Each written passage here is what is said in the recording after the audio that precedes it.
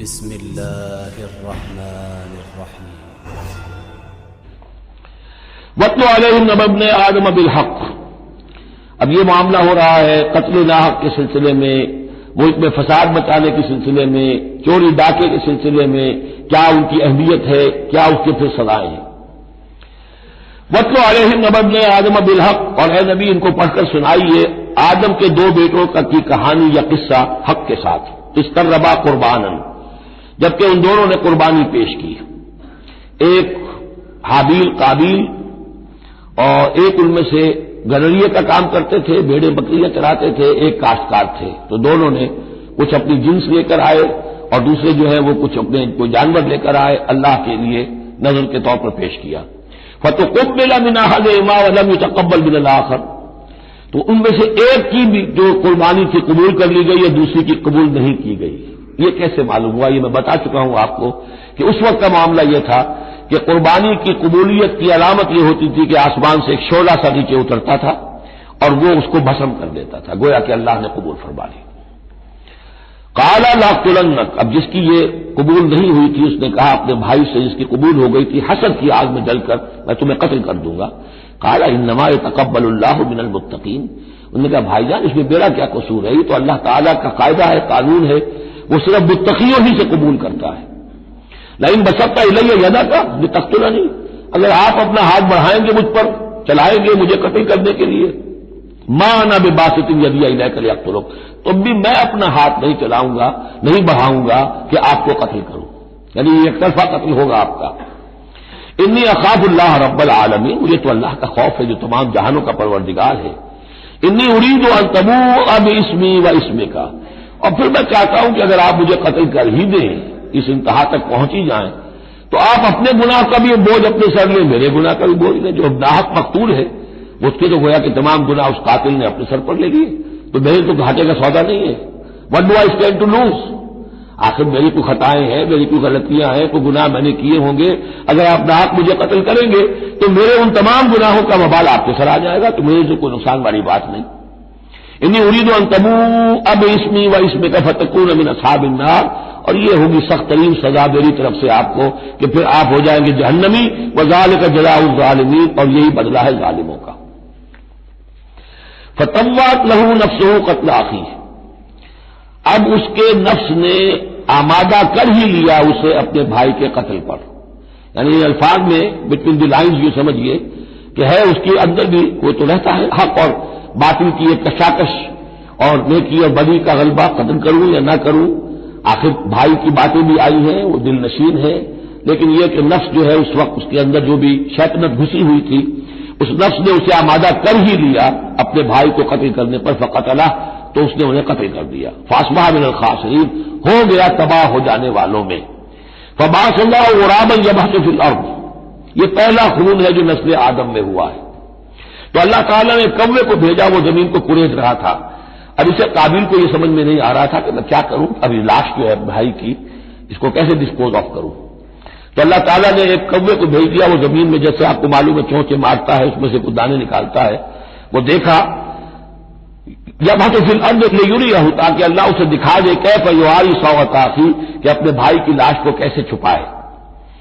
قال یا ویلتى عجزت ان اکون مثل هذا الغراب، اس نے کہا ہائے میری شامت،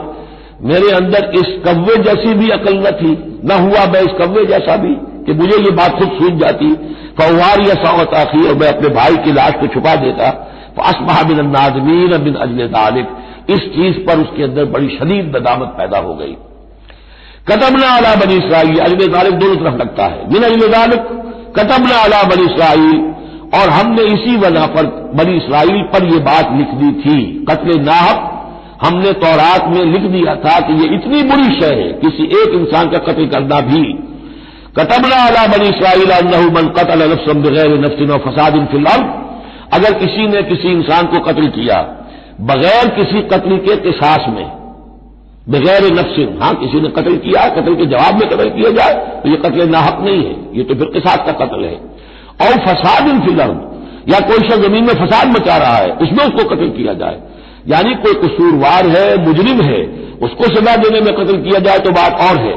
کسی بے قصور انسان کو اگر قتل کر دیا گیا فکانما قتل الناس جمیعا، تو یہ ایسے ہے جیسے کہ اس نے تمام انسانوں کو قتل کر دیا، پوری نوع انسانی کو۔ کیوں؟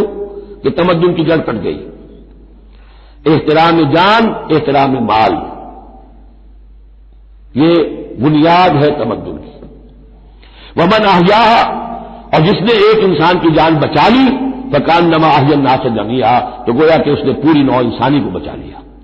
وَلَقَدْ جَاءَتْهُمْ رُسُلُنَا بِالْبَيِّنَاتِ، ان کے پاس ہمارے رسول آئے تھے واضح نشانیاں اور تعلیمات لے کر۔ ثُمَّ إِنَّ كَثِيرًا مِّنْهُمْ بَعْدَ ذَلِكَ فِي الْأَرْضِ لَمُسْرِفُونَ، لیکن اس کے بعد بھی ان میں سے بہت سے لوگ ہیں کہ جو زمین میں اسراف اور فساد اور دسترازی کرتے پھر رہے ہیں۔ انما جزاء الذین یحاربون اللہ ورسولہ، اب یہ وہ آ رہی ہے محاربے کی آیت ہے۔ اگر اسلامی ریاست ہے اور اس میں کوئی گروہ ہے جو فتنہ و فساد مچا رہا ہے، کوئی دہشت گردی کر رہا ہے، خون ریزی کر رہا ہے، قتل و غارت کر رہا ہے، راہزنی کر رہا ہے، ڈاکے ڈال رہا ہے، گینگ ریپ ہو رہے ہیں، تو ان کی سزا کیا ہے؟ انما جزاء الذین یحاربون اللہ ورسولہ، لیکن یہ اسلامی ریاست کی ہے جس میں اسلامی قانون نافذ ہوں۔ اصل میں سزائیں بھی جو ہے وہ اسی معاشرے میں جس میں کہ باقی سارا اسلام کا نظام بھی قائم ہو، ورنہ نظام یہ ہو جھوٹی گواہیاں دینے والے موجود ہوں، ایمان فروش موجود ہوں، ججوں کو خریدا جا سکتا ہو اور اس میں یہ سخت قوانین بنا دیے جائیں، تو پھر اس سے جو نتائج نکل رہے ہیں وہ بجائے یہ کہ شریعت کو کوئی نیک نامی ملے، شریعت بدنام ہوتی ہے الٹی۔ تو پورا نظام جیسا کہ میں نے کہا تھا کہ لا جو ہے قانون وہ سسٹم کو سبسرو کرتا ہے، سسٹم صحیح ہو اب وہ قانون صحیح جو ہے اسے سپورٹ کرے گا اور اسے برقرار رکھے گا، اس کی حفاظت کا ذمہ دار ہوگا۔ انما جزاء الذین یحاربون اللہ ورسولہ، یقیناً بدلہ ان لوگوں کا کہ جو محاربہ کرتے ہیں، چیلنج کرتے ہیں اللہ کو اور اس کے رسول کو، یعنی اسلامی ریاست کو، ویسعون فی الارض فسادا، اور زمین میں وہ فساد مچاتے پھرتے ہیں، ان یقتلوا، کہ انہیں قتل کیا جائے، بلکہ یقتلوا نہیں یقتلوا، ان کے ٹکڑے کیے جائیں، تقتیل، یقتلوا تقتیلا، اور یسلموا، یا انہیں سولی چاہا جائے، اور تقطع ایدیہم وارجلہم من خلاف، یا ان کے ہاتھ اور پاؤں مخالف سمتوں سے کاٹا جائے، ایک ہاتھ کاٹ دیا جائے، ایک پاؤں کاٹ دیا جائے، اور ینفوا من الارض، یا انہیں ملک بدر کر دیا جائے، ذالک لہم خزی فی الدنیا، یہ تو ہے ان کے لیے دنیا کی زندگی میں رسوائی، وَلَهُمْ فِي الْآخِرَةِ عَذَابٌ عَظِيمٌ، اور آخرت میں ان کے لیے مزید بہت بڑا عذاب ہے۔ إِلَّا الَّذِينَ تَابُوا مِن قَبْلِ أَن تَقْدِرُوا عَلَيْهِمْ، سوائے اس کے کہ جو لوگ توبہ کر لیں اس سے پہلے کہ تم ان پر قابو پاؤ۔ ایک تو یہ ہے کہ توبہ کر لی ہے، ابھی وہ ڈاکو پکڑے نہیں گئے، پکڑے جانے سے پہلے توبہ کر رہے ہیں، اس میں رعایت کی گنجائش ہے، لیکن جب پکڑے گئے اب توبہ کا دروازہ بند ہو گیا۔ إِلَّا الَّذِينَ تَابُوا مِن قَبْلِ أَن تَقْدِرُوا عَلَيْهِمْ، سوائے ان کے جو توبہ کر لیں اس سے پہلے کہ تم ان کے اوپر قابو پاؤ، فَاعْلَمُوا أَنَّ اللَّهَ غَفُورٌ رَحِيمٌ، تو ان کے ساتھ نرمی کی جا سکتی ہے، تو جان لو کہ اللہ تعالیٰ غفور اور رحیم ہے۔ یہی معاملہ کیا تھا حضرت علی رضی اللہ تعالیٰ عنہ نے خوارج کے ساتھ کہ اگر تم اپنے غلط عقیدے پر قائم رہو میں تمہیں کچھ نہیں کہوں گا، لیکن تم اگر خون ریزی کرو گے، قتل و غارت کرو گے، تو پھر ظاہر بات ہے کہ میں تمہارے ساتھ رعایت نہیں کر سکتا،